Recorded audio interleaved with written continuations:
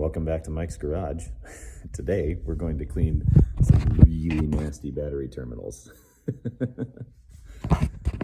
All right, so first off, a quick version of this is basically you gotta have your tool to remove the terminal and you gotta have your tool to clean things. This is just a simple implement, a couple of brushes that you can get from basically any store. It's got this one right here for the post and this one for the inside of the terminals themselves. Always wear gloves for this sort of thing. It's pretty disgusting.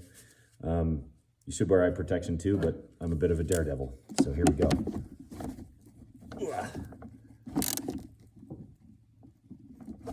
Yeah, this thing is nice and disgusting.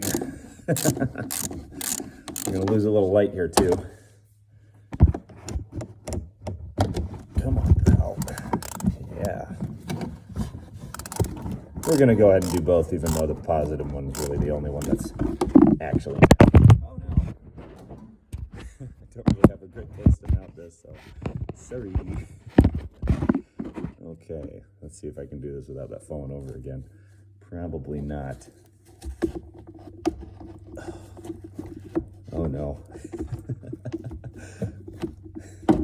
Looks like it's time for an intermission. I'm gonna need more tools. All right, I do actually value my eyesight, so here you go. And this is battery acid residue, so it's pretty nasty. Oh boy. It's loosening up. This thing is so bad. Oh shit. Come on, pal. There we go. All right. Jesus. Look at that. Look at that. It's disgusting. It's so bad. All right. Yeah, probably going to need another intermission because this is gross. I don't know if you can see that. Look at this. This thing is disgusting. As compared to the negative cable terminal is perfectly fine. So yeah, I'm going to have to get rid of some of this stuff. All right, so it ain't a perfect job, but got rid of most of it. So it doesn't look too bad. But next, we're gonna use the brush. And really all you're doing here is trying to make a better contact surface. Now, if you really wanted to go overboard, you could clean up all the nasty crap, which is what I should be doing, but I'll be replacing the battery and the terminals themselves here shortly, so I just wanted to do this to get everything working properly.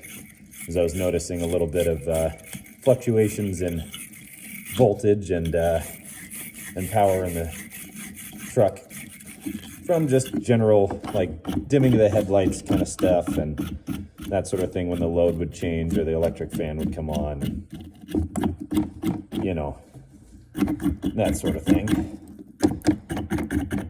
Also, it's kind of important to be careful that you don't breathe this stuff in. I mean, kind of important. It's really important. I should be wearing a respirator, but again, risk taker. I'll probably die an early death. All because of this kind of stuff. It is what it is. There we go. All right. Get the interior light back on. I'm gonna go ahead and tighten this guy back down.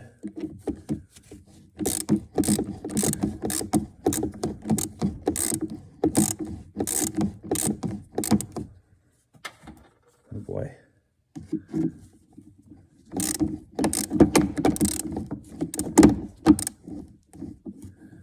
One of the troubles of these terminals is that they're made of lead, so they're kind of soft. And if you're hard on them, things tend to bend, and it's not really ideal.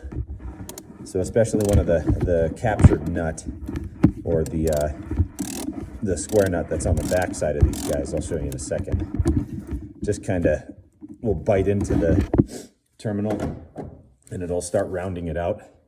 So I don't know if you can see this. Right here, this little guy is supposed to stay in one position when you're tightening this, but you can see that it's kind of damaged. And then this one is in a lot better shape. Let me get my camera right down here. There you go. You can see it's, yeah, comparatively much better. But of course, part of that is also because this has been pretty badly corroded, as you can see. But anyway, thanks for joining me for another short lesson in automotive maintenance. For those of you out there who don't have to do this sort of thing, awesome. Till next time.